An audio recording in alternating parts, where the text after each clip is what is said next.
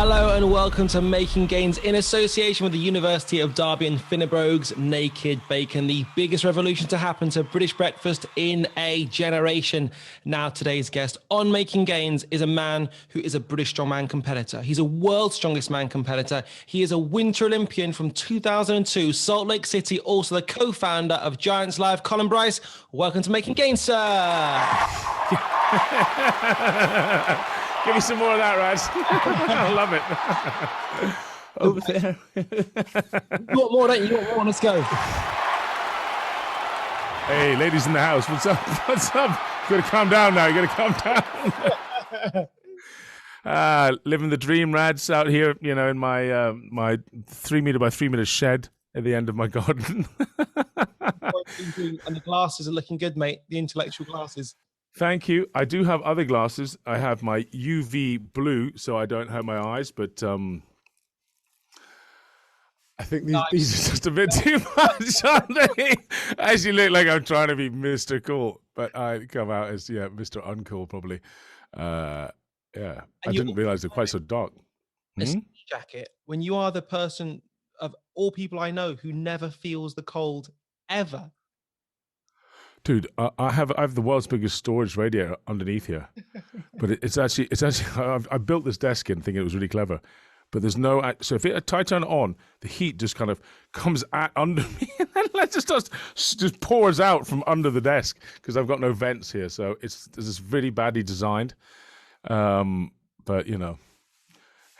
I take these off. There you are. I can see you better now. I like it in the studio, man. It looks very cool.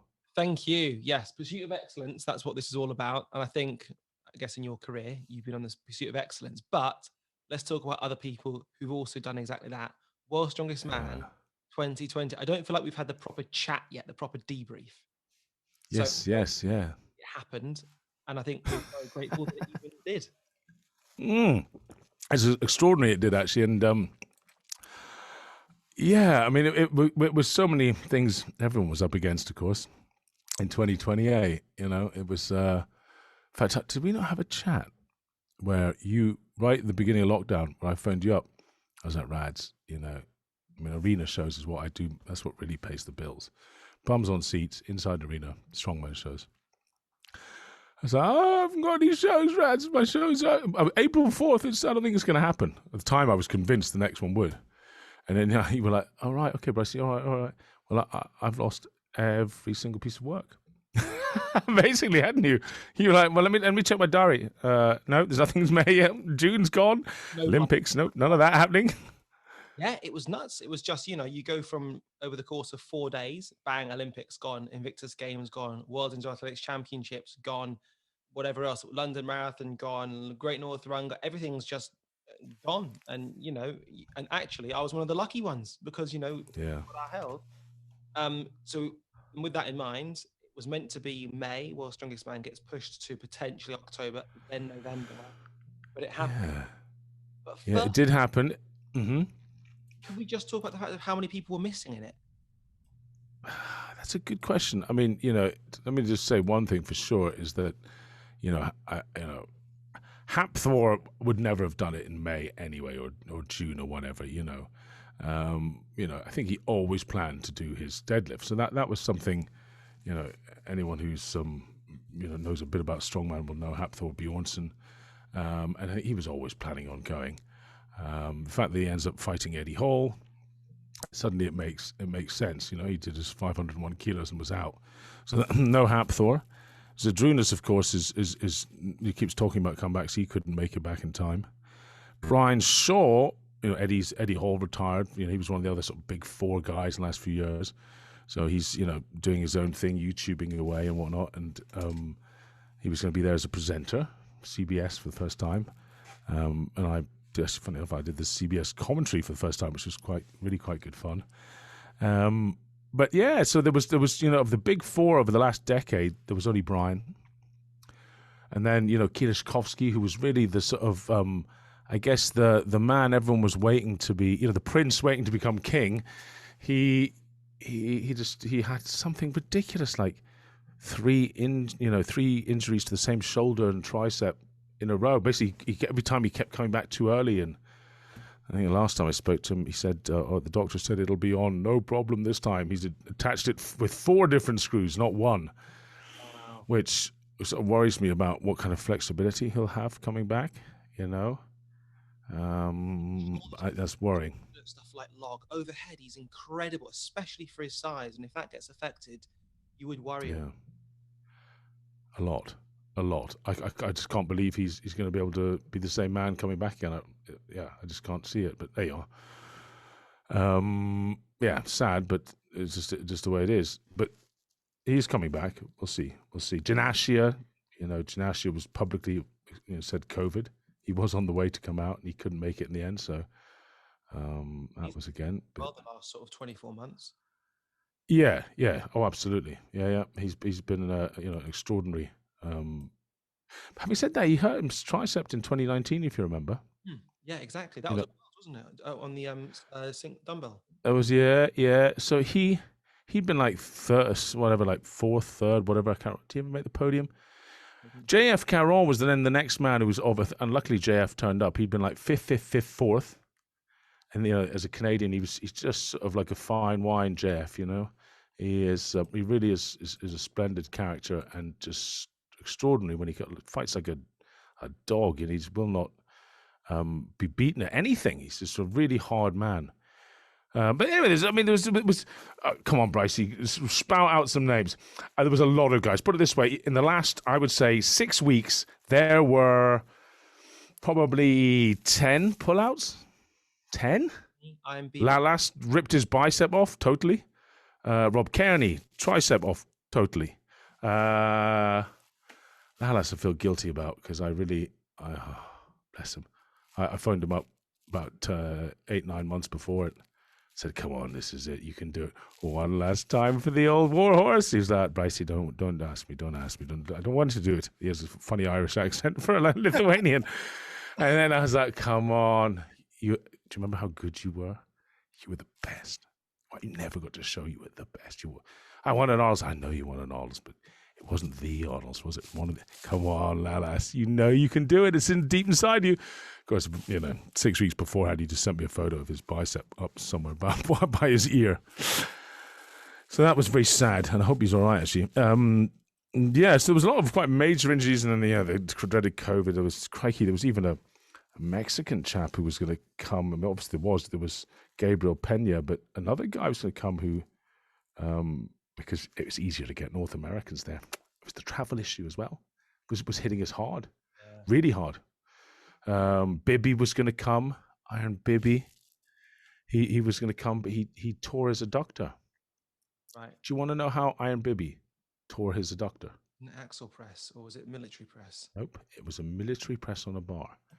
So a military press, for those who aren't entirely au fait with it, is when you take a bar, you can clean and press, or you can just military press. Take out, if you're about to squat, let's say, what is a good squat in kilos? 227 kilos is 500 pounds. If you were going to put that in your back, that if you were to put it on the front, just a good old front squat, right? Imagine putting 200 and, let me get this right, 200. It was 240. And no, he'd done 265 and did it. He military pressed 265 kilos. That's that. No problem. And he did that 2 weeks before, after doing whatever. Then 2 weeks later, he came back and he did 3 at 265. He was feeling so good. And then went stick on 280. It might have even been 285. The world will never know because Biby is he's never spoke. He doesn't want to speak about it. He was really sad. But as he was pushing, let's call it 285 because it sounds even more ludicrous, but it doesn't need to be. It's called 280. And she was pushing, we're talking way over 600 pounds now. I mean, it's just a ludicrous weight. It's pressing it. And then something happened as he was pressing it out, finishing the lockout in his inside his right quad or something. His adductor just went, and that was it. And he's Burkina Faso. I don't think he was getting particularly good rehab. Right. And he just couldn't recover from it very well, so he couldn't make it. And, I mean, Neil Pickup, the MC of Giants Live, has an amazing line that I'll say for Neil when he's actually doing it. but he refers to the world's biggest legs, as well as being one of the world's strongest men. I mean, how big do you reckon his legs are? I mean, I normally say with pretend conviction, just to to please the crowd. But if I was to guess, genuinely, I would almost certainly 40 inches. Yeah, it has to be. I mean, my waist is 28, which is just a hilarious prospect that his leg is wider to the tune of about 166% of my entire hip. Not that I'm a small man, but that is just preposterous. But also, He's, the most gentle man you're ever likely to meet as well. there's a wonderful photo on the internet. I don't know if you can get it up of Iron Biby, of him deadlifting at the World Deadlift Championships, and I've just never seen a freakier dude. He's just unbelievable. He must have a 80-inch chest and a 60-inch waist himself. So his waist doesn't really look like, if you said 60-inch waist, you think, Christ, this guy's morbidly obese. He's going to, but then you realize he has an 80-inch chest. He's just all in proportion. And he has a genuine 25 3/4-inch bicep without any pump, without anything. He just went like that, and we measured it. And I think there was a Manfred Herbal had like the world's biggest, slightly fake arms at like 26 inches, but they were absolutely silicon enhanced. There was something about them; they just weren't quite right. I mean, I know that for sure because he had a terrible motorbike accident. I saw him a couple of years after that. And he was down to about 100 kilos, and he still had the massive arms. So they had to have been something enhanced. So yeah, they just weren't quite right. But Biby's are. He is the most naturally gifted strength athlete I have ever met. And I don't know why I'm whispering it, but it's worth whispering because he truly is terrifying. He's the most unique human ever. Anyway, he didn't make it to World's Rest, but there you are. And it was such a shame. And hopefully he'll be there next year. By the way, I'd be curious. You're mentioning obviously his military press. I'd be so interested to know what he'd be able to clean and jerk if he were to focus on an Olympic movement for even a month, just to see what he's capable of. Because the guy, single rep wise, it's just incomprehensible what he can do. Funny enough, Darren Sadler, who's probably at the opposite end of the world's strongest man competitor size, He's still being, the pocket rocket nickname and all that good stuff. And he came across Biby trying to teach his younger brother. And Biby's got some strong brothers, but they are not. I mean, he is like the giant cuckoo in the nest. Like, all right, who's the one who ate who ate all the breakfast here? Biby's he's just enormous. And his younger brother and Scott, Darren was watching. He said Biby was basically teaching him to do like a reverse curl because that's just what he does. It's just so easy for him. He just a couple of 100 kilos. He just reverse curls it and then presses it. While his brother was just a normal human being, albeit very strong as well, actually. But it was like he tried to step in and teach him, but Biby's like, "Hey, who can clean more here?" And Darren was like, "Well, okay, I get it." Well, you said it doesn't really work the argument, but okay. Yeah, well, his younger brother is now, I think, 20, and at, I'm going to say 85 kilos body weight. He's got a 180 back squat. He's a strong lad. No, I just lied to you. He's got a 180 bench. Thank you. Exactly that. And his back squat, I think, is around the 230, 240 mark. He's a strong lad. And interestingly, Biby says he is stronger than Biby was himself when Biby was his age, which means, but Biby has no idea. Like Darren went squatting with him. He said, he has the most impressive thing he's ever seen. So Biby has just no idea how strong he is. So he just puts some weight on. And, Daz, by this point, they're up to, I don't know, maybe 300 kilos, and Daz is covered in neoprene and belts and wraps, and he's got some suit on, and he's really absolutely ready for it. He's got his hydration right, and Biby is still like in a pair of New Balance trainers, just wandering around, chatting and having a smile and having, whatever. And how are you going to do, Biby? I don't know. I'll just have a wee feel and play. And he'll just go down. He said it was like watching a rhinoceros squat. You couldn't believe how just it was like a toy on his back. He just sort of went down and stretched a bit with it and came back up a few times, and up and down he went. And you know, how much what's you most you ever squat? I don't know. Like maybe 350, 380. I don't know. Maybe I could do a bit. So you've never maxed out? No. He just and he had no knee wraps, no belt, no nothing. A few hundred kilos on his back. I mean, this guy's just a freak. Yes. Can you tell the story about his incremental jump? I think when he was training with Daz in log press, and Daz said, what do you basically want to start on? And presumed it was going to be 80 kilos or something. Or... Well, yeah, like the log, 80 kilos. Yeah, but I can't remember. You'd have to get Daz to tell the story on this one. But he was, I'm sure it was already, I think it was because it was already at a weight. And it was like, well, what do you want? And I think Hicksy had been training it. It was already at like either 180 or 200. And he said, yeah, no, I'll just join in. What? No, it's not 200 pounds. I know, it's 200 kilos. That's okay. And he just, you know. And this is the thing that Daz found most freaky about Biby. So Biby's only ever trained events a few times because Burkina Faso, it's not the hotbed of strongman training equipment you think it probably is going to be, right? It just isn't. He still hasn't got an Atlas stone, you know. And he basically, what the training he does is at Daz's gym for the couple of weeks he's arrived beforehand. And he tried car walk, basically super yoke really, but car walk for the first time ever, like the week before, 5-6 days before. Daz put him through a session, maybe 8-7 days before. Biby wasn't. He was like, I want to do another session. So he did it again on the Wednesday. Daz's like, it's getting too close to the competition, Biby. It's 1,000 pounds. You can't lower it any lighter. It can't go lighter.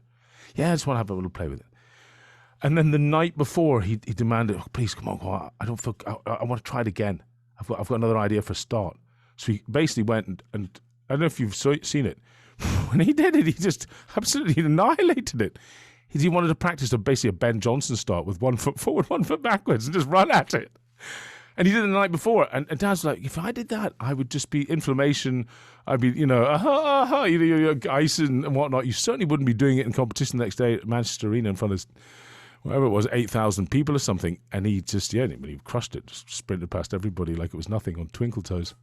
Interestingly, the world setup, I think, lends itself more to Biby than a Giants Live, which is 5 events in 2 hours versus could be 5 events in 2 days and 5 events over 2 days again with a day between. So I fear for Biby though. You know, he's only come out once to Worlds and he had malaria, so he just couldn't compete. He was just sweating like unbelievable, and I was thinking, geez. Surely it's hot in Burkina Faso. Why are you sweating so much, Biby? You know, I'm a Scotsman and I'm not sweating even remotely as much as you. And I am sweaty with the best of them, you know. And he just, you could see he was down and he couldn't figure it out. He just looked deflated. Of course, he had malaria. That was it. Simple as that. You know, it's just, bang, gutting. And then I think if he turns up and he does well, the thing is that loading event, imagine loading on sand. There's always that. There's always a kind of, the only way is always something really, really speedy. You know, this year we had, Worlds 2020, we had the smorgasbord of FSH1T, as I called it. Smorgasbord. It was the monster truck parts out of a monster truck. And, you know, some of them were only like 100 kilos. And people were sprinting. Guys like Adam Bishop were, you know, how's Bishop going to get? Bishop, he's going to get last in that and blow his energy, isn't he? He almost might as well pick one up and just walk a couple of yards and put it down and then go for the static events. That would be his best shot. Because then, if you think about it, the way his system works, he'll probably have some killer in his group, like a Kilishkovsky or a Shaw. And he's going to struggle to beat them across the first 4. And then you've got this stone off. Now, Biby doesn't have a stone. So right now, under the current system, Biby is going to struggle to get through. He might be in second place, but he'd lose to third in stone. Maybe. To that point, though, one thing that was different about 2020, there was no stone off in the traditional sense. It was a stone run. Yeah. There's good reason for that, why that happened. It's just that, like so many things when we were out there, and you asked, what was it like? Well, there was unbelievable hurricanes. There was what they call twisters. There was a storm surge that came with hurricanes, and that was why we never competed on the beach like we were meant to. It was meant to be, this year was meant to be grandstand on the beach. It was a beach party theme. You would all have been there, Bermuda shorts, whatever. People would have had big fingers or whatever, go, Biby, whatever, in the stands. It was going to be a party. And yeah, people were queuing up to be drink sponsors, and it was just going to be great. But then in the end, the COVID happened, so we weren't going to have anyone there anyway, but we were still on the beach. Oh, cool. And then the night before, they set everything up from tents, chairs, VIP tables, referee stuff, whatever. All the staging platform you have to build, all that wooden thing on the soft sand to make it, biblically solid. A storm surge came with the hurricane, all washed away, down to the bottom of the ocean, the lot. So not only did we wake up on day of competition with a hurricane going on, but we had basically missing all of our staging. So we had basically like 24 hours till the next day to begin. We'd lost our 1 day off in the middle. We lost our 1 day off in the middle for the athletes. And that 1 day off meant the guys who would go head-to-head in the stones didn't have a day off now. Okay. And it was actually, it wasn't, people have criticized, people hated how can you change the Atlas stones to a head-to-head? And then, amazingly, people started to really quite like it. Not amazingly, it's an obvious one. It's gladiatorial. It's great. It's what life should be about, it's... And then we changed it to that, and for good reason. The athletes were like, hey, if you make us do a sort of Novikov versus, big Texan boy, what's his name again? Crikey. Trey Mitchell III. Trey Mitchell III versus Novikov. They did something like 25 lifts each or something ridiculous, backwards and forwards with a 180-kilo tennis ball. Boom, boom, boom, boom. And in the end, it was just, it felt like Novikov deserved to go to the final. It's really sad that Trey Mitchell went and he didn't. And it was just the next day, Trey Mitchell had a day off, but he was still pretty wiped out for the final with that. So we decided that 8 stones, just a straight run, would be one guy goes, then the next for the second and third place finishes to go to the final. Yeah. Novikov. Now that's an apt name for talking about World's Strongest Man 2020. Yes, because he got his redemption, if you like. Well, totally, and it made for a fantastic final. And I have to say, going into it, seeing the events, there were 3 people I was most excited about, or excited for, should I say? So it was Bish, Tom Stoltman, and Evan Singleton, because I thought just the events, I thought athletically, it could do well with the strength athlete rather than the statically strongest guy. And then Evan Singleton, it doesn't happen for him. And it was just devastating. Evan Singleton is such a magnificent specimen. He really is. He was basically at college on a scholarship doing wrestling, and he was a tremendous wrestler at high school, Pennsylvania, boy like myself. And he got poached by the WWE. Sort of lower league or whatever it is, and you go away and train, and then, of course, he got not concussed after he got his contracts and got concussed again and again, and it was really bad, really bad, really bad. So much so he just couldn't wrestle anymore. And he was pretty depressed and pretty sad about things, very. And then he just went back to the gym. That was his savior. I bet that's been a lot of people's savior in life, the gym. Sure has been mine in different scenarios, to sort of straighten one up and make sure you have some discipline, and then you start to get gains, making gains. You start to make gains, you feel good about yourself again, and it's an incredible, powerful thing. Building your body up, strong mind, strong body. And he's just so, his enthusiasm was off the scale. It's like he'd been reborn with strongman. He had a chance at something, and he was so goddamn good at it.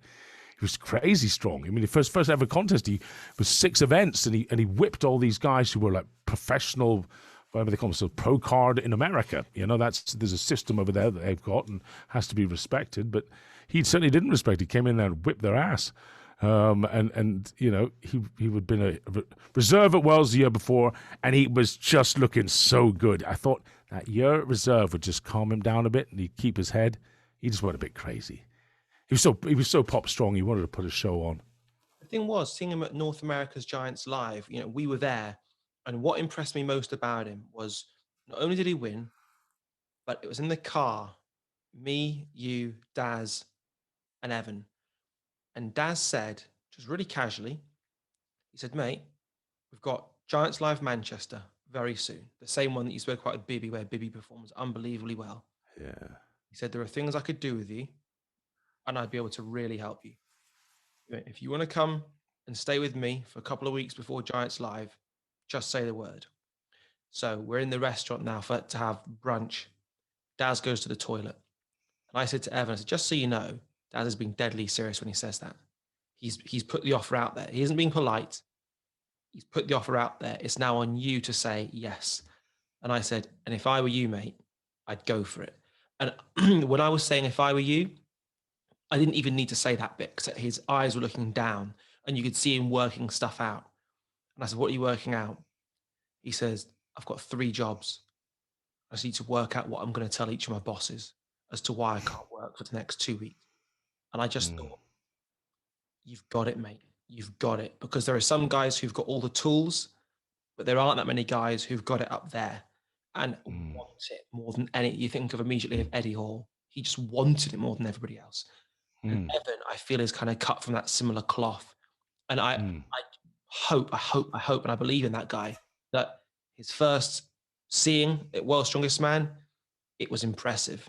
He just went, I think he over-revved the engine a few too many times.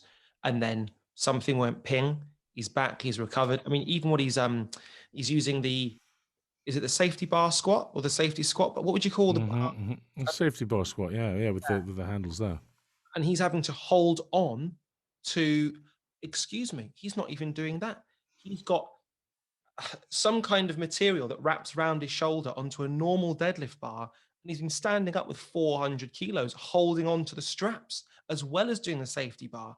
And I thought, his lower back, his erectors must be like sailing ropes. He's a strong dude, and he's determined, and he wants it. And so 2021, I think, again, don't discount it. I mean, he's got the original, you pat him on the back and you lose your hand in his lower back. You're like, goodness, what is this? Oh, crikey. On Spina Erecti, just unbelievable. Bugmanis, he used to have the most crazy of those. Unbelievable, all those years of Olympic weightlifting.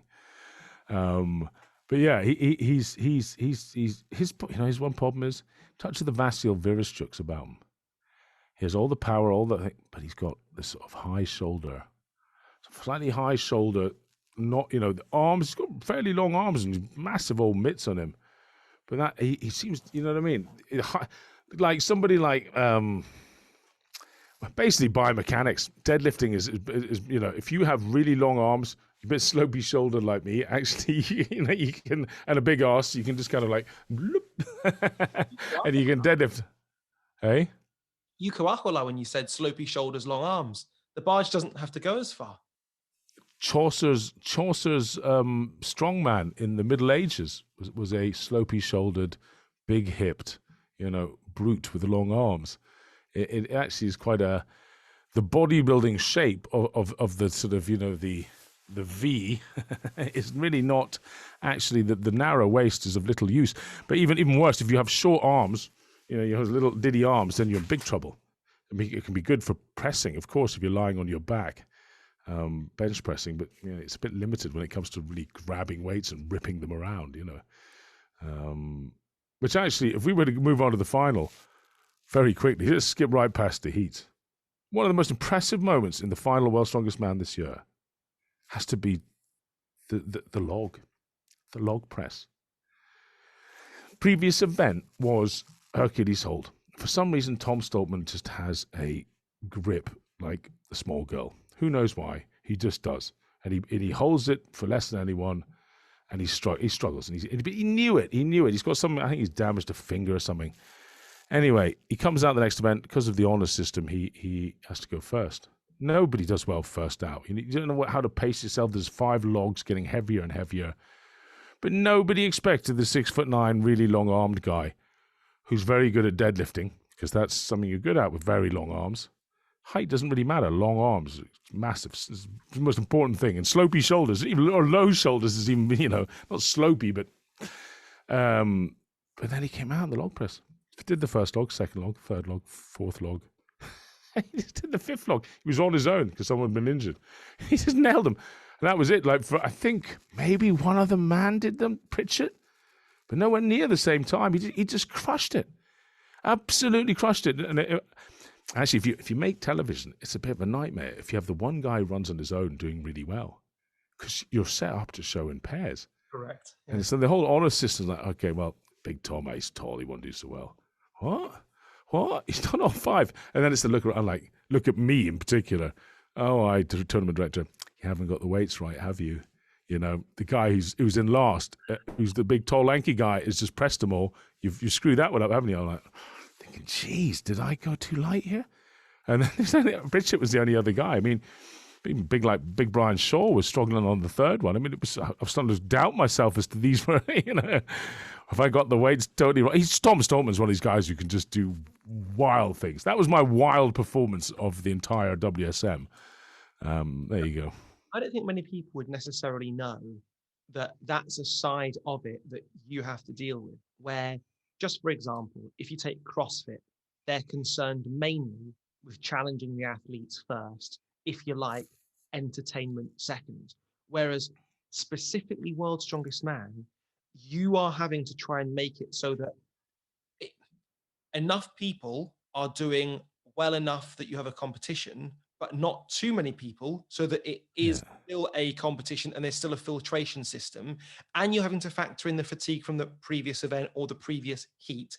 And you've got to be frank for the future events that are going to be taking place, especially when you've got like a world record on a silver dollar deadlift coming up. You're thinking, right, it's essentially a deadlift to get it, the initial movement of the log. There's a lot that goes into your job. It's not brain surgery. I can't pretend it's just simple experience, actually. And funny enough, the athletes often don't know themselves until Brian won't mind me telling this story, that I think it was 2012 or 2013 in China. Can't remember which one it was, where it was, how it was. 2014. Anyway, we were in China, and I think just about the last event, or second penultimate event, was an overhead press. And I remember getting real pressure. The pressure's on, man. Brian and I go on pretty well normally, but he was sweating me. He was one of the big dogs, and him and Zadrunas were getting close to the WSM title. It was going to come down to the wire, and I seem to remember him winning anyway. But he just kind of putting the pressure on Bryce. Why have you put that weight? And why have you put that weight? And often the weights are weighted until the end as well, because you just don't know quite the conditions. There's no set conditions. You're not in some perfect weightlifting hall. There's air conditioned. You're out in some humid, and we're kind of doing it. It's sort of, it's sort of like marble in front of some giant sculpture thing, and there's clouds are coming, and geez, what should we do? And then you got the barbells aren't changeable. So what do I put? The only thing actual item I can change. And I remember thinking, right, I'm going to go light. And then I put a lighter one in to the heavier ones, and then he found that. I mean, he was pissed, man. I can do that in my sleep. Bryce, what the fuck are you doing? Putting in a 100 kilo, 110, was it 110 and then 120? When we had 120 and 130. And I'll cut a long story short, of course, he did the first barbell, came to the first dumbbell, and he couldn't do it. He actually couldn't do it, and it was the lighter weight, and you're just sapped of energy, just gone. Now, this is a man who actually just pulled a world record in deadlift earlier. You might, in fact, it's quite a famous shot of him pulling 445 kilos, maybe 445, and beating Zadrunas' record on the glow bar. So he was feeling powerful. He was charged. He had every right, and I'm sure in training 110 or 115 kilos in the dumbbells, nothing for him. but he just couldn't do it. It was just, it was quite amazing. Only Mike Burke and Zadrunas finished that, and then it came down to the stones. And see, I tell you what, we've been blessed with Brian and Zadrunas is the greatest duo there's been, without doubt. Really? Those two guys, they were so close. Bill and the Jeff. Yeah, in terms of for you, that's better than the 80s. Well, the best thing for me, right, and I claim regularly, if you look how close all the finishers were, it's down to my genius how I pick. I when it goes well, yeah. It's always we in the team, you know. It was 1 point finishes, sometimes dead heats in the final. I mean, you can't get better entertainment than that. But really, they were just so evenly matched. You could have picked any of it. You could have picked Tiddlywinks and Paper, Rock, Scissors, and they probably would have drawn. They were just so. It was great. It was a great era to be, and you know, they actually, yeah, it was just a super time. I mean, looking back over time, though, there's been some great ones. Kazmaier and Capes, you know, that was a magnificent one. I was thinking Carlson and Samuelson, for example. Well, I mean, to be fair, Kazmaier and Capes really happened off World's Strongest Man more than it did on. It only really actually happened when Kazmaier, Capes, Kaz and John Paul, because, you know, when Kaz finally returned from his enforced banishment, he probably wasn't the Kaz he once was, and they'd competed lots in between then. And there was Capes and John Paul. That was a great little era, wasn't it? 1980s. Jeff Capes, John Paul Sigmarsson. Yeah. That was really what grew strongman, wasn't it? Modern strongman. My dad. In this country, when you say strongman to people of a certain generation, they just say Jeff Capes. You know, but let's talk about Kaz in a second. Let's finish off World's Strongest Man 2020, because the podium, Tom Stock getting on the podium for the first time, but Novikov doing it as the lightest contender in that final. That, for me, his youth, his size, just could you put that into some sort of historical context there, because it was so good. Well, I mean, I'd have to double check, and it was, you know, someone's done the homework somewhere. Was John Paul younger when he won it in Christchurch, or not? But they're both 24 and a matter of months, so they're basically, in my mind, joint youngest in terms of 24 years old. And he, of course, this is the key bit. Novikov came to me when he arrived, and I didn't know this because there was so many other stresses, you know, between hurricanes and people dropping with COVID, and we were all stuck in a COVID bubble, 48 hours in your bedroom. You know, what do you do for 48 hours in your bedroom? You don't have to answer that, Radz, but, you know, you can. And I was, well, you're a referee. I was polishing my whistle. You know, I was polished. So I for that down, you know, I polished my stopwatch. You know, that was it. You know, there's little, you know. Anyway, but polish the rules. This is boring. And anyway, so yeah, on we moved to Novikov arriving, and when we all came out of the bubble, all safe of COVID, and he said to me, with the tear in his eye, sat down and then explained to me, it's not going to be a good year, I'm sorry. In old school Eastern European kind of, you know, I'm very sorry, this is not year for me. My grandfather died 2 weeks ago. I was like, wow, that hurts. And he says, he was my trainer. I was thinking, oh, right, crikey, I can picture who he is now. And he said, yes, same trainer as Vasil Virashchuk. I was like, wow, he's a bit of a legend then. He's like, yes, he was, you know, from little boy till now. I think he was like 6 or 7 when he started training some weights. He'd go down to the weightlifting club and learn off his grandpa. 2 weeks prior, he died. And then he, like a man on a mission, just something, he kind of slowly awoke. He started okay and then got better and better. And then just, you know, every time he was like, you know, when someone's kind of like dazing off into the sky after an event, you know, it was like, so the quick, you know, hang on, I'm just having a quick chat with the big guy upstairs here. You know, he had someone on his side, and it was divine intervention, and he just kept growing in stature. He just looked small, just like a little guy, and he's 6 foot, but suddenly he kind of grew in stature to the point where he won the max weight event in the final. That was a shock to everybody. That nobody expected that. at all. Anyone who says they did is fibbing. You know, guys like Bishop and Stoltman and Brian Shaw are all unbelievable deadlifts. And massively heavy, big, strong guys, you know, long arms. And there was, you know, little Novikov, 24 years old. It's a gym strength thing in many ways. Sheer top deadlifting power. It takes years. But he did it, you know, and the fast events, he was fast. You know, only one tiny disappointment for me was the stone, when he didn't get the 5th stone up. Especially after having, you know, Tom Stoltman right there going before him in the previous pair and absolutely acing it. Big Brian Shaw had done all 5. And I really wanted him to do all 5 to crown it off. I love when they do that. It just feels like anyway, he still won by 4 points or something. You know? You were saying that about his grandparent passing away very sadly. It reminded me a little bit of Eddie. Isn't Eddie Hall wins in Botswana, and the first thing he does is talk about his grandmother. And he had that same thing had done the 4th stone, and then he went around. And in Eddie's case, he goes for the 5th stone. But that, I guess, loss, that trauma, it's either pressure cracks pipes or it makes diamond. And clearly, in the scenario of Novikov, it made a diamond, and what a diamond it made.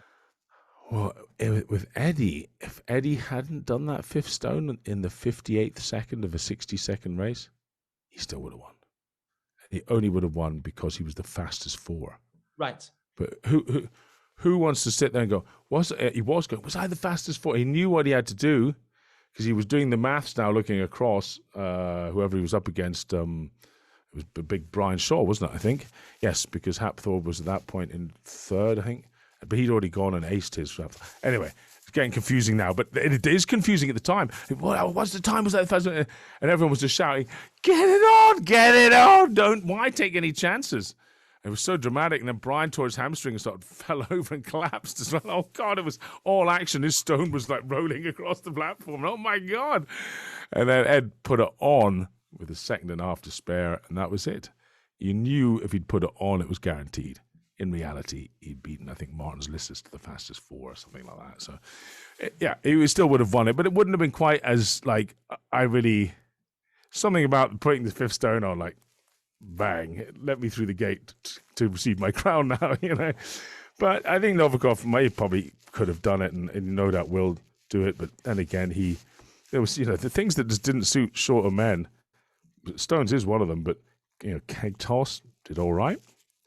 You know, without body weight, it's hard to pull heavy weights without body weight. Deadlift. It sure helps to have a huge arse, you know? And he did brilliantly. One big thing is, so I still feel that Shaw's got another title in him, and especially if there's a vehicle pull of some description, because you sort of... Yeah, he misses that. Big body. He misses that. Yeah. And I mean, was that even meant to be there? Because you guys went indoors. I presume if it was outdoors, you'd have had the option. Was that a thought? Yeah, there was meant to be a vehicle pull. You know, that was absolutely that was discussed. But in the final, there was a lot of changing, you know, and of course, with a lot of changing comes a lot of conspiracy theories. But really, it's just like right. Well, you know, the day before. There we were in hurricane conditions, you know, the guys were so cool about it, you know, no worries, you know, but then of course they're like, Andy, what's happening? You're like, all right, we'll give you an update. It's now 11 a.m. We'll update you at 4 o'clock. How about that? Well, last week's me again. You'd get there to 4 o'clock and you'd be like, well, what we can tell you is it's going to continue like this is the weather tomorrow. It was like, but we believe we've got a location indoors we're going to do it. Way, okay.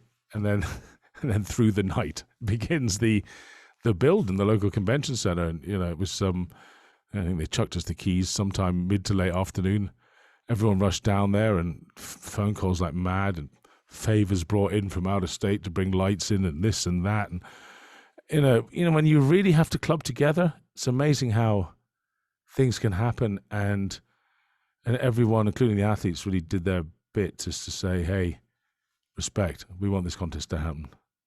You know, one big... do your best, but there's also a perfect excuse for somebody who doesn't do well to turn around and say, you know, well, everyone's going to look at it, everything changed, you know, and it did. Everything did pretty much change, and that's just the way it is. But we had a contest, and I think did we find the world's strongest man? I'd say he was the rightful winner in my eyes. how could you argue he wasn't the strongest man?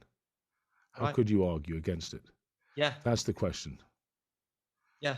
And yeah, we didn't have a pull, but in my opinion, mass pulls mass. It doesn't always mean you're the strongest. Yeah, it's an iconic event, world's strongest man, but mass pulls mass.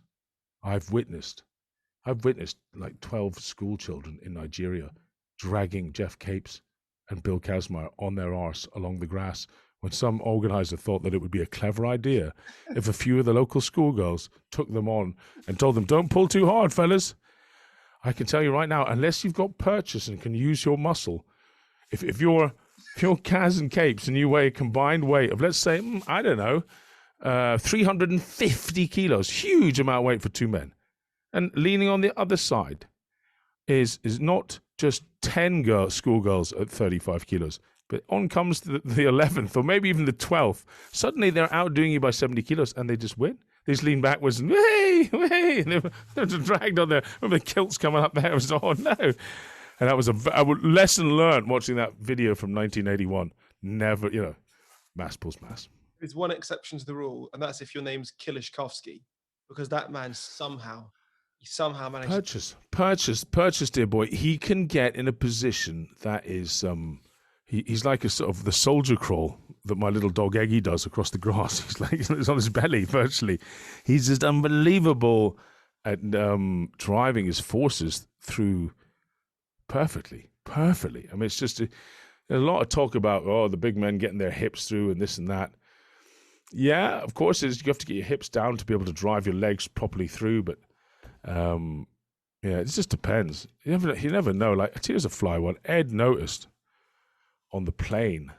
Here's the only plane story from 2017, right? Brakes on a plane. Snakes on a plane. There was some poster with like brakes on a plane, and I was in the back as the evil guy, Anyway, there was no brakes on the plane. In fact, we saw the plane. We tested a similar one. We found the right spot on the runway. That's where to do it. And trust me, you don't want to have an uphill patch at the start of pulling a plane. So you've got to find just the right spot. And it's pretty damn flat all around there. And it just gets it just right, and it will start fine. But what there is on a commercial plane is a towing kind of metal thing to get under its nose, yeah? And then that sticks out. It's like a sort of long metal bar, and it's got another wee wheel in it, right? Can you picture what I'm talking about? So that's then attached to the, yeah? And that's, you imagine, commercial airports as they're known, they have, some little white thing comes in behind and reverses in, clicks it on, and then drives it away, yeah? Now here's the front wheel, right? We're facing that way, yeah? That's got a bar here, and then there's a man pulling this way, right? Now, if that... Actually, the rope is actually tied to here. And if you got too high, actually what it did is went... And it started to bounce from side to side.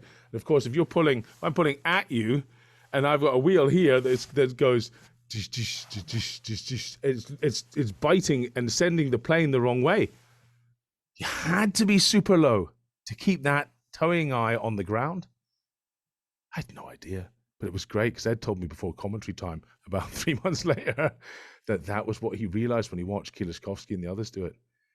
And he was one of the last guys to go in it, so he kind of learning on the job, intelligence, And Maggie got to be smart. But you mentioned Kaz and Jeff being pulled in their asses. Can we talk about Bill Kazmaier? Because so if we were to ask the controversial question about who's the strongest human being that's ever lived, for me, it's Bill Kazmaier. Do I think, hypothetically, Shaw is a stronger man than him now than Kaz is best? Yes, I do. But training has changed, equipment's changed, everything. Eras are eras. Right. Yeah. But in terms of if you took them all in a particular year, you took them back to the medieval times, and they're born in medieval times, train in medieval times, I think personally, Kaz is the one who comes out on top. Do you have any amazing Bill Kazmaier stories? Because that man, he's worthy of some anecdotes. Yeah, okay, this is just a wee flavor of Bill now. And Bill, Bill's trains a wee bit here and there. You know, he goes in and does a fitness first. He'll pump his biceps a wee bit or something, you know, occasionally. But he doesn't. How old is he? 60? Late 60s. Yeah, something 60 something. Right. 70. Jeff 70. Anyway, he turned up to. He's old. I mean, I'd say he's mid to late 60s now, probably mid 60s. Yeah, at least. Anyway, he was at Darren's school, and he's really good. He just has wild power in his hands, forearms still, and he can roll up a frying pan. But there's a big difference between, you know, buying the frying pan and pound stretcher. It's a bit of a cheapie, right? And then there's kind of like the more mid-range one you might get from J.C. Penney's or I don't know, whatever. John Lewis or something. Like Don Elm. Mid-range, solid. Nothing to be embarrassed about. You know, it's a bit of Tefal or whatever. And then you've got the Mac Daddy, like the sort of grill one. It's like, you know, like gadong and super thick. And Daz, being a good farming community where he is, I think he sprinted down to the local Robert Dias, if they even exist anymore, and he bought this or sent someone down. It was like one of the people at the gym went down to buy it. And of course, he bought like the bulletproof one, like the sort of ridiculous bulletproof thing, the kind of thing you would if you had to choose a weapon, you'd probably go for the pan because you could really club someone. It was so heavy, you know, that kind of thing. What weapon from the kitchen will I choose? This massive Tefal thing. And Kaz he turned up at the school, and Kaz was just about to start chatting. He was like, handed it. He went, "What the hell are you doing? What are you giving me?" And I think Daz saw it and was like, "Oh no, sorry, Kaz." And Kaz just went, "Give it to me." And yeah, you can guess what he did. He went out there in front of a group of 6-year-olds, gave them the full power Kaz, you know, conceive, believe, achieve. You know, these kids were. Kaz Mundo, isn't he? He's a magnificent speaker. With, you know, really inspires kids. He can really get on the level with them. He's cool. He's great at that. He's not quite as scary as you think he'd be. And then he went, "Here we go. Come on, so this is a proper band." And you can see him like that.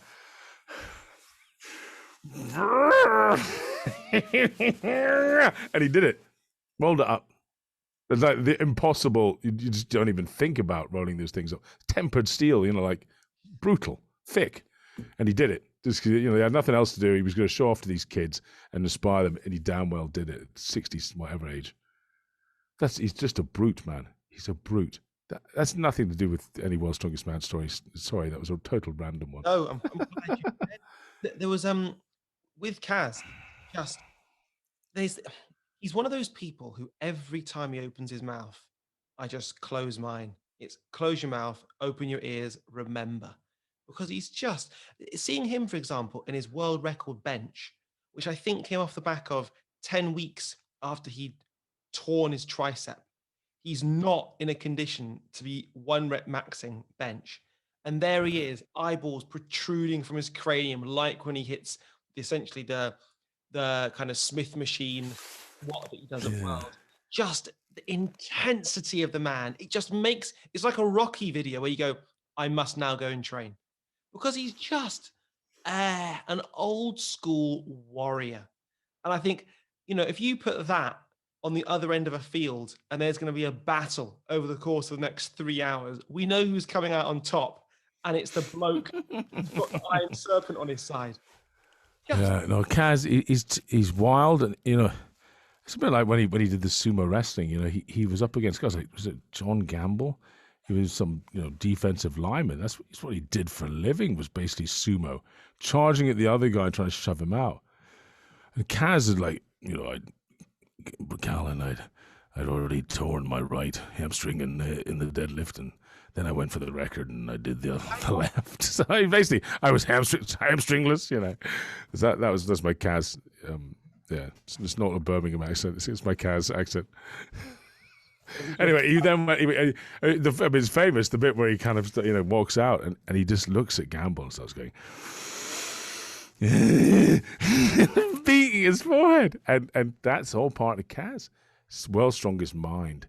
And Gamble just went, On you go, big Kaz, just throw me out. And Kaz, he doesn't really, if you look at Kaz, he barely touches him, just kind of slaps him a couple of times, and the other guy jumps out for fear, as you would do. I mean, Kaz, and I, when Kaz, what was it? I think, 81, 82, maybe end 82, when he won this third title, and the interviewer says, Kaz, do you believe you're the strongest man in the world? And he goes, I believe I'm the strongest man ever. And his first line was, I'll make that statement. Either way around, it's just beautiful Kaz. And said with a slight smile on his face, but he absolutely believed it. And right then and there, his distance in front of the rest of the world at World's Strongest Man may never... It's been beaten on points by Pudzianowski, I believe, but it was very similar, around about 25 points ahead of the field, a la Pudzianowski 03. So let me just say hello and goodbye to my wife. Sorry about this. Hey, love, I'm just on finishing this off now, yeah? Okay? Thanks, love. Oops, gone. You're only about 10 yards away. Just shout out the window. Come on. I'm not in some fancy podcast studio in the garage. House, aren't you? You're in the West Wing of the house. The West Wing, yes. You don't really have a West Wing in a semi. If you don't know what a semi is, don't think it's something dodgy if you're watching in America. Semi is something different in Britain. That means your house is stuck on someone else's house. You don't really have wings. It is a question, Brycey. So I recently interviewed Mark Henry on my podcast. And one question I asked him about was, did he ever meet somebody that basically he felt bettered him? And he was strength-wise. Exactly. Because he has, still to this day, in terms of the total, he is the best ever 5-lift total. So clean and jerk, snatch, squat, bench, deadlift. He is the world record. Any idea what that is out of interest? Are you geeky enough to know the whole lot? I'm not. So I think it would be... I'd love to know. In kilos... And you have to qualify this as well. He presumably did raw powerlifting? Correct. Yeah. And we've spoken about this before. He was also went to the Olympics. And I made a joke to you and said, oh, Mark Henry couldn't have been that good a lifter. He didn't even do body weight as a little gag, or just did body weight. But you told me, yeah, he might have only done 185 kilos, Bryce, and he was about 180 kilos. But he was also less than a year into weightlifting when he went to the Olympics. And he was like 19 or 20. You were like, what? Yeah. It wasn't like a decade in it. Yeah, it's just preposterous. The idea of going to a high school kid, you're a pretty good powerlifter. Do you fancy trying Olympic lifting? Yeah, sure. And then a year later, and representing Team USA at the Barcelona 1992 Olympics, it's Mark Henry. What is going? I mean, that's the first year. That's a fresher at university. As a strong, oh my goodness! He could. How heavy was he at the age 10 or 11? 250 pounds. 225 pounds, 5'5" at 10 years old. What a tank! I mean, just preposterous scenes. And he's talking about.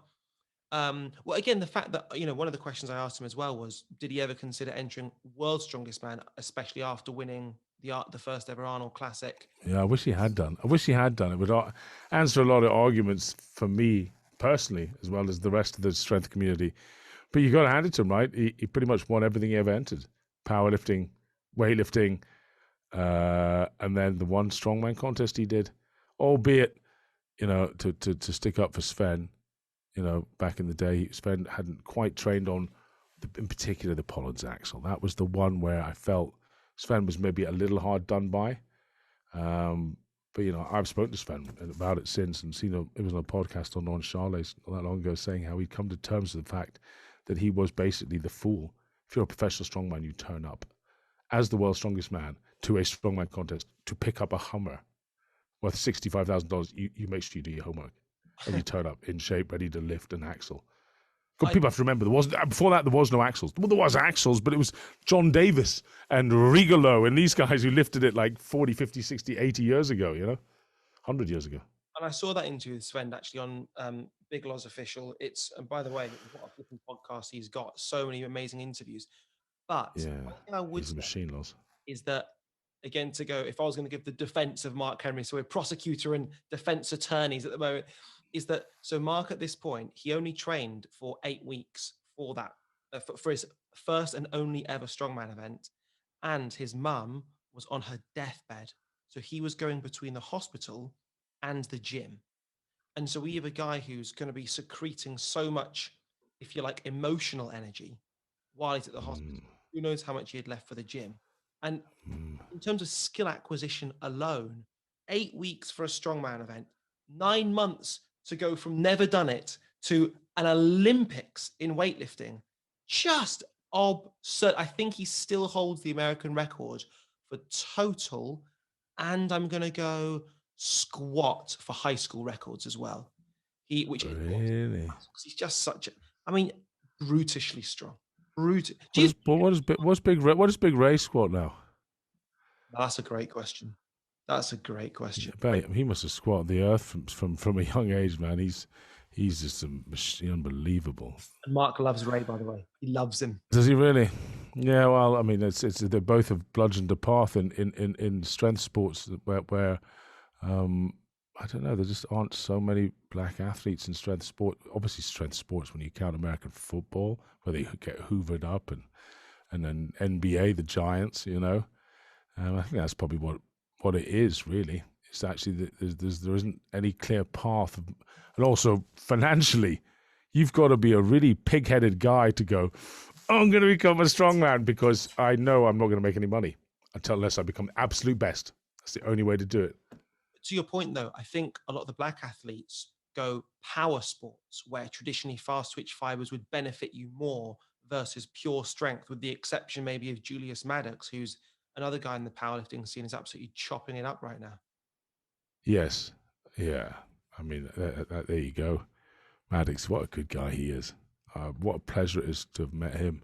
We got on like a house on fire, actually, and he's what a bull of a man he is. When Ed says, wait till you see him, Colin, he's big. But he is. He's just all up back and chest and shoulders, and just a good guy, man. He's just someone who's been there and done it. You can see it in his eyes. He's been around the block a few times, and he's really respect what he does, because it's that kind of powerlifting is for me the real. I mean, anything that's raw is where it's at. It's just where it's at. You shouldn't be. You can do, but it shouldn't become a bone and joint strength competition. With rubber tires around you, kind of looking thing. It's kind of weird. It's just not right. And what he's doing is phenomenal. And yeah. Anyway, I'd love to see Mark. I've never seen Mark's powerlifting lifts. I'd love to add up his total. I'd love to put it against Koklyaev's total. That's one man who has got a good total. Though Koklyaev, I don't know what he benched. Probably not that great. Maybe a 230, 220 region. I don't know. Be interested to know, actually. But was it what kind of different federations? Of course, he maybe was an equipped. But Misha didn't do a lot of things equipped. He was. Boy, could he clean and jerk the world, man. Well, depending on there's a lot of variables we could throw in there, and I'm sure Mark could add those in if you know Mark. He's quite strict about some things. So it depends what type of federation you're in. Okay, shall I give you the numbers of Mark? Go on then. So we've got squat 456 kilos. Hang on. 456, 456. Went over 1,000 pounds. Yeah, You're joking me. 456. So, now was that was what was he in? Can you see? Have you got a picture? What was he in? Like just knee wraps and a belt? I'm going on the irrefutable Wikipedia here. That's never been wrong. Let me get a pen, Radz. This is good stuff. Let me geek out. Okay, I've got a calculator. I've got a computer. That's what they do. Yeah, it's loving it. 456. Give it to me, baby. So 456 on squat. Bench. Yeah. Now it fluctuates. I'm guessing they've got one number from in gym, one number from comp, but it's looking like competition was 265. 265. Sorry, this is stress. I need a vape. Yep. Okay. 265. Competition has to be, I guess. Deadlift 420. 420. And by the way, it's crazy to think. We're talking an 11:41 total. Give me his clean. Give me his clean. Jerk. So now, Let me take a guess at what it was, because I know what he snatched. I know he snatched, what, I think 185, and did he clean and jerk much over 220, 225? on my podcast, on Making Gains, he actually talks about snatching. I think he said he did 190. No, well, here it says 180 at the 1996 US Nationals. Yeah, I think that's what he did in the Olympics as well. But that would have been the first time he did it. So that's 180? Yeah. And then clean and jerk at the same event. What do you reckon he clean and jerked? 220. Spot on, exactly 220. Which, by the way, also suggests to both have such round numbers. That again speaks to me of somebody who isn't necessarily that experienced. Because how many people open or go for? Thing about weightlifting competitions is they only count when they've got, like, you know, whatever guys there. You know, you can't break a world record unless you're at. I don't think you can even do it at a continental championships. Right. I think it has to be a worlds or an Olympics. You know, it's like, you know, certainly no home gym lifting there. Okay, so Bryce is like Koklyaev's numbers in front of me. Go on, hit me with Koklyaev. 1541 is what he's got to beat. Okay. I think Koklyaev is kind of it'll be a mixed bag, but he lifted some big weights. Okay, so snatch. Hit me. This snatch is absolutely. This surely can't be right. 210. 210. I knew that. 210. Yeah, he's a monster. Unbelievable. Mate, what? He's a Russian super heavyweight. What do you think he lifted? He's 7 times Russian weightlifting champion. The dude is duh. Of course, 210. Would be embarrassed to walk out front door without 200. Right, next one. I mean, this next clean jerk. This is off the 245. 245. Oh, it says 250. Yeah, okay, well, it's 250 then. He did that at the Russian. They won't be done at the same contest, though. This is where Mark might fall down, because Mark will only have done a handful of powerlifting and even less in Olympic lifting, from the sounds of things. So I think if I pull out Koklyaev here, I could duff you up. Give me a squat, bench, and deadlift, please. Okay. He's done a lot of that now. Remember, he's been around for ages, Koklyaev. Let's go bench press. What do you reckon? 235. Mate, you're good at this game. 230. Okay. So squat. Just over 500 pounds for Yeah. those who think in the old pounds. Yep. Next one. Squat could let him down here, and I say that with a great squat. Well, he'd do a beautifully honest squat. Koklyaev, no belt, a couple of skimpy little wraps on his knees. I'm saying he's gone ass to floor and back up again in the powerlifting meet just to show off, and he would have done just under 400 kilos. He would have done 385. So he's actually done 360. Okay, there you go. 360.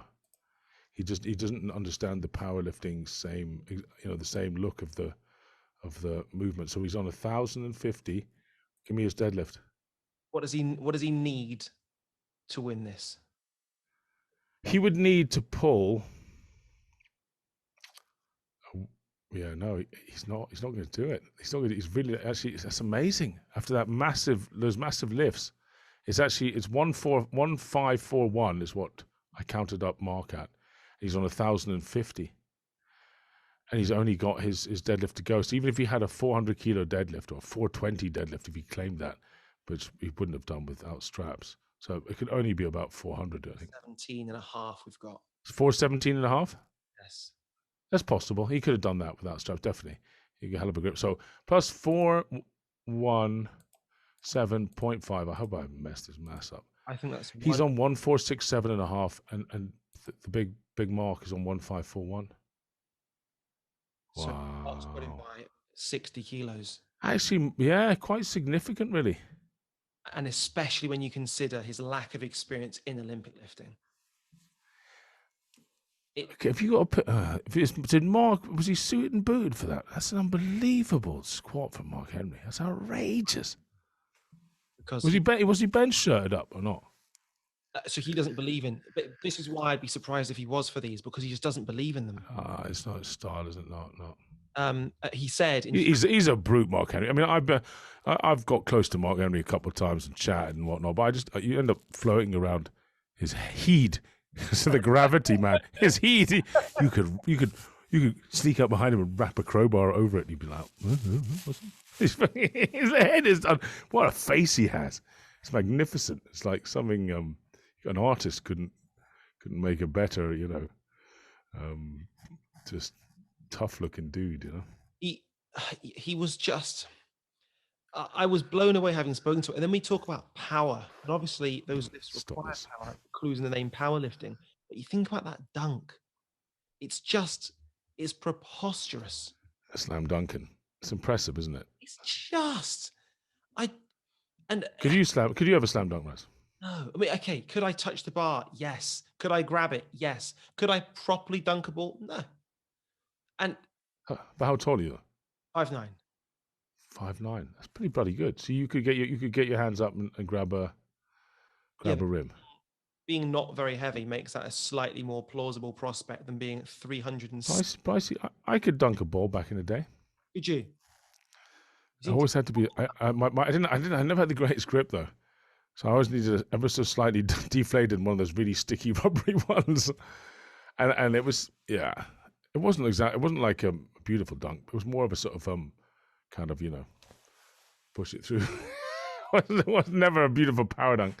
Last time I tried to power dunk it, I came up 6 inches short, spun in the air and snapped my left knee. So in front of a group of kids that I was showing off to. He then went, I was like, oh, great. That was a bit of a disaster. There goes my ACL. Yeah. So what we've got here, I'm going to see if I can show you footage of him squatting 950. Who's this now, Mark? This big Mark here. I'd like to see that very much. It's worth it for Big Mark. He deserves it. Okay. Can you see that okay? Yeah. He's just got, looks like he's just got some pair of shorts on there. No, that's no suit. Oh, boy, he dropped in that quick, didn't he? And that the faith you've got to have for that. The faith you've got to have. Wow. What? So that was like that's really impressive. 950. Really impressive. I mean, how slow someone like Ed Cohen, Kurt Kowalski. I mean, you've seen when he hits his 1,000 pounds for a double. That comes from repetition. That Mark looks like a bloke who's gone, put that on the bar. And again, just that brutal strength that that big Mark. I'll put it out there. Could be a controversial statement. I'm happy to, hang my hat off it. Can I see that again? Yeah, absolutely. Mark Henry, 2 years of strongman training, and I reckon he becomes world's strongest man in the early noughties. Put it out there. Well, yeah. I mean, the funny thing is you got Zydrunas, who actually he was a slow builder. Zydrunas, it took him a long time. 10, 12 years before he managed to get up on top of the podium. Which is not. Have a look at this guy again, man. This is great. So watch. It's the bottom. It's the Golgi tendon reflex down at the bottom. It's the Olympic lifting pass. And bang. Do you know play it again. I like that. Oh, he actually doesn't go as deep as I thought he might. I mean, he goes deep. It's deep enough. Don't get me wrong. I'm not saying that, Mark. If you're listening, I'm not saying you're not deep enough. But actually, is that the little drop? It's interesting because I thought he actually went even lower to try and really stretch his legs out like an Olympic weightlifter. But by the way, he play that back off a monolift, which again speaks to a bloke who's got more in the tank. So he's going to play that again. Does he step back because he's used to the sort of IPF style. Exactly that. Step it out yourself. 1, 2, 3. Yeah. He puts his feet a little wider. Bend on that bar, man. Breath in, chest up high, and missed that. That was a bit. Can you play that one again? If it looked better the first time. Let's see if I can play it. Here we go. Let's have a little looky here. So it's a tough angle to look at it. It's actually lower than the sort of knee height. can actually see the hip from this angle. It's killer. He's What? I just went. Is he getting faster or is jumping? There we are. Anyway, the man is whang. Oh yeah! Did you just stop that in the perfect place? That is a absolute beautiful squat. You can't say anything against that. Look how upright he is. Look how upright he is. Look at his hip flexibility for such a big guy. Unbelievable. He was unbelievable. Yeah, yeah. So, like a couple of dudes looking at chicks. Wow, look at that! That's unbelievable. Look at his hips. look at the form. Yeah, impressive. Well, I'm glad I've seen that. Actually, I'm really glad I've seen that. It looks like he can squat the earth. Yeah, I'll put some. I'm really pleased because obviously, when it comes to strongman, there aren't many people that know any more about the history of the sport or indeed the current state of the sport than yourself. So if you're basically going, Mark Henry gets the Brycey nod of approval, that's a big statement. But, yeah, I mean, I've seen some big squatters, but that just looks so beautiful. That is how you should squat. Just that big upright chest and the wonderful flexible hips. It just is. It's so. You watch some people, and it's sort of the bent double, and the feet are out, sort of, out there somewhere. There's some weird movement that they do, and somehow it's almost on the top of their bum where they hold it. The whole thing's just a bit shifty, really. But that was beautifully honest. That was a nice squat. Brycey, to finish, mate. I suppose with that in mind, we've spoken about Big Bill, Hero, Mark, lots of other people in between. If anyone's listening to this or watching this now and perhaps wants to get into strongman or currently trains with an eye to strongman, what would you say are the classic pitfalls that people go into? Because when you see, for example, I've seen you many times say to me when it comes to guys, perhaps who are on the peripheral of Giants Live, especially British guys, you'll say what they need to do is they need X or they need Y or they should focus on this. But in terms of... Yeah. I'll tell you the number one thing in life, and this is just my theory in life, and it comes from a famous coach, and I really believe in this, that, part-time training, part-time results. And if you really want to be the world's strongest man, you don't just have to believe in it. I could be the world's strongest man. I'm going to, yeah. You must absolutely commit yourself 100%, come what may, and take every opportunity, spend every penny you have. If you are not yet earning big bucks, you better be spending prehab, rehab. Think, Eddie built himself. He welded himself up like a deep sea diving chamber thing. The kind of thing if you come up out of the water too quickly, they stick you in. There's like 3 in the country, that in case you get the bends. He had one of those, all to do with some mad pressure theory on the body for recovery. It's just madness. I wouldn't stick myself inside a home welded down to 30 leagues under the sea. It's madness. But I'm not suggesting people should. Ideally, go borrow someone else's that's a proper professional one. But you got to be. I mean, what did Hapthor say? A great line. If I realized to win I had to eat shit, I'd eat it. Without a heartbeat. You're gonna have to do it. No stone unturned, and then at least you can be satisfied you gave it your best shot. And that's my advice. Don't forget. No, 5x5, 10x10, train twice on a Monday and, whatever, do ballet training on a Tuesday morning. There's none of that. Genetics, schmanetics, just who wants it the most? Who wants it the most? Once you're in the race and you think you can get close, then it's really who wants it and who will stop at nothing to get it. And I can tell you this, Zydrunas, Brian, Hapthor, Eddie, Marius, Magnus, Magnus, every one of those guys, if you were in front of them right now and it is in the throes of the final of World's Strongest Man, and all they have to do is run through you, whether you die or not, if that's what that happens, then I'm so sorry you're in my way. No, I'm not. They haven't even thought about sorry. It's just attack, attack, attack. And that's it. That's all they know. And then, the more rounded a person is, the worse it is, actually. Most of the time. Because you have to just be totally one-dimensional in terms of one focus. And that's it. And it often leaves guys as a sort of slight antisocial, odd person who wins. When they finally win, they don't know who to celebrate with. Some of them, I am the strongest man, ultimate alpha title. You can get pretty high in your own body armpits there. Just how it's hard to then sort of, they might not have a wife or girlfriend and kids, and often it's difficult to have done all that at the same time because they're so one-tracked. But that's what you have to do, I think, to win in anything in life. Don't give up. Just do everything.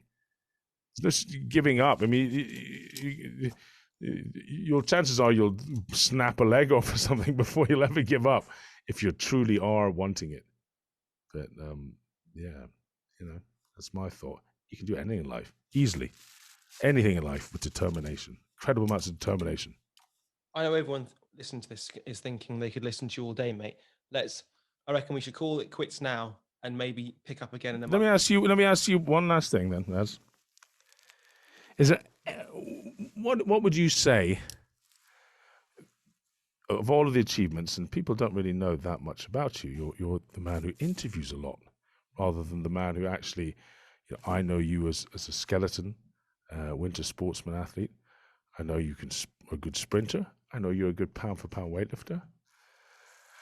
I mean, there's many things about you. You've got, degree from Loughborough and managed to go to do a very high profile television job right off the bat because of your charm and charisma. In fact, I watched you doing while you were presenting on that, doing gymnastics and unbelievably doing front rolls and flips and all that. And I was like, bloody hell, that guy's good. Never realized I'd end up meeting you and become pals with you. But for all those things, do you wish you had done something? Did you ever have one overriding passion? Or do you think you kind of decided that?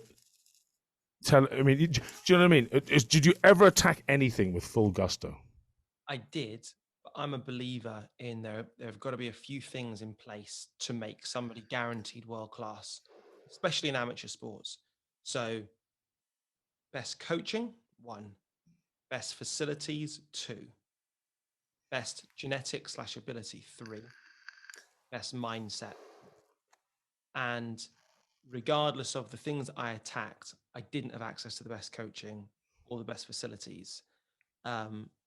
Genetics were okay in what I tried at, but if I had my time again, there'd be 2 things that I know I'd be well put together for. 1 would be boxing, 2 would be cricket batting. Both of those things would lend themselves to me, I think. But I know that I couldn't have played cricket in the traditional way.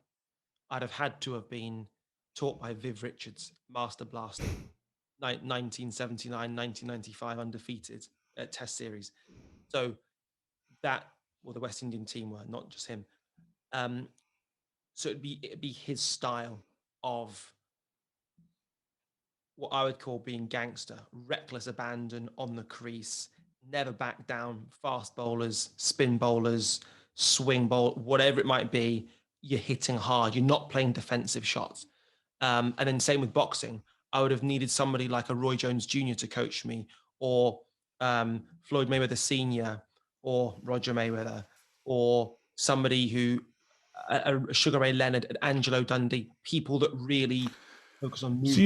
So, this is my belief. Funny enough, I think opposite to that. I think if you can take a piece of everything, this is a fact for you. Brycey did A-level art. I got the highest exam in A-level art in Scotland, 96%. Wow. I learned to copy. I was a copier. I didn't have a skill of my own, and I would copy, Van Gogh, and then you'd have a bit of, whatever over here, and a bit of what, and I would practice them, copy until I could copy them identically. And I went to the exam and I mixed them all up in one mad painting, and that was sort of I could learn off of different people, and then you come out with your own style, and I do believe that if you really want to become champion at anything, that there is no one shoe fits. No one shoe fits. I mean, look at Tyson Fury. He's sort of, again, bludgeoned his own way to greatness. Look at Mark Henry.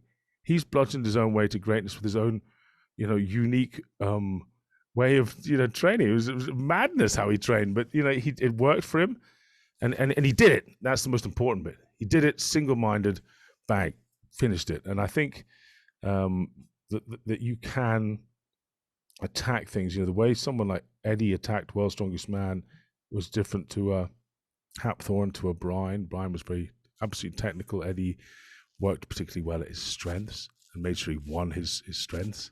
Things like that, and in the end, I think you need to come up with your own theories. Sometimes if you want to be the absolute best at something, you have to think, take everybody else has, and chuck up there what is your own sort of making of it.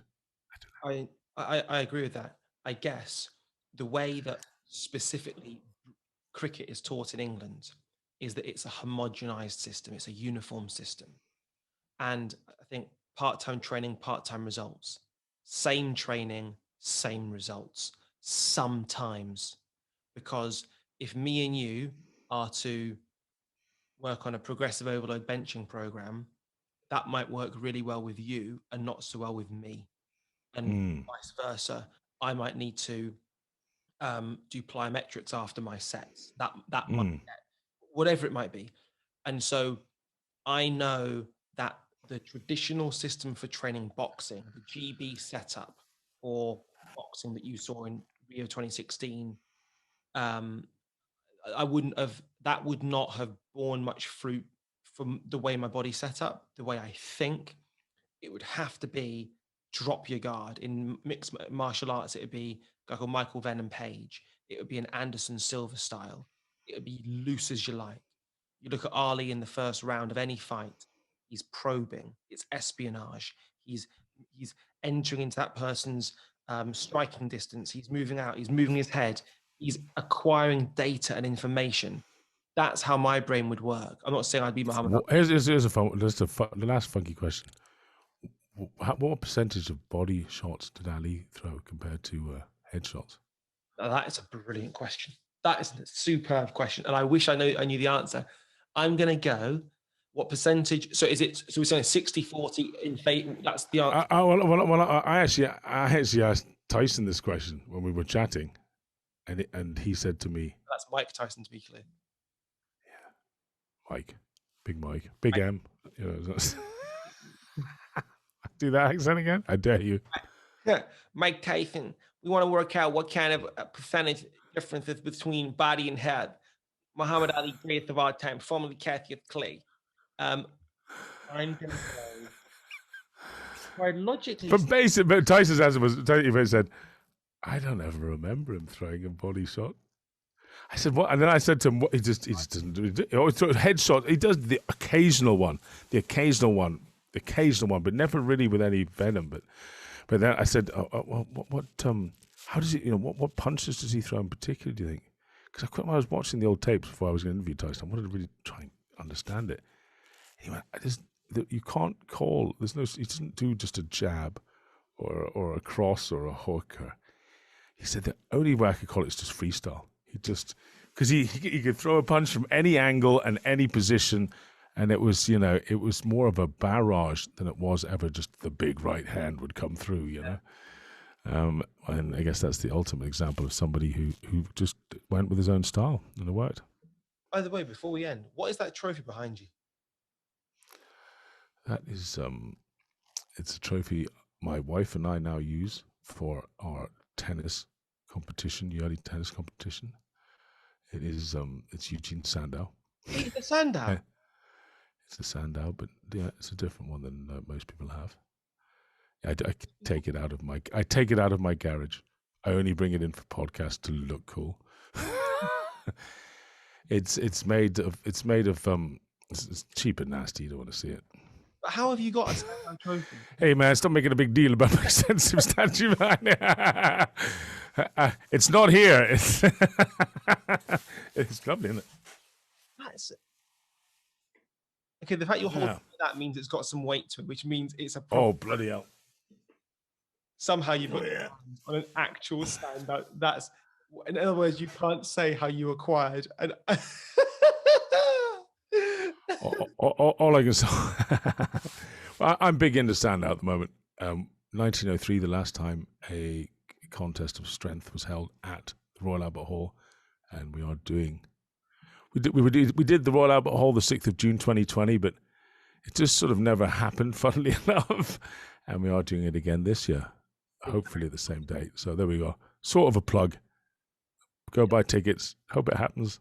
Yeah, should happen. When we chat, we should talk about all the events that are coming up, because 2020 has been a difficult year for so many people. 2021, we're hoping is going to be a better year, and especially for Strongman and especially for Giants Live. Great. Well, man, listen, it's an absolute pleasure and an honour to talk to you, sir. And yeah, let's chat again soon, man. That was great fun. Thank you. I look forward to it, Brycey. Thank you for your time, mate. Cheers, dude. Naked bacon. One day, all bacon will be made this way.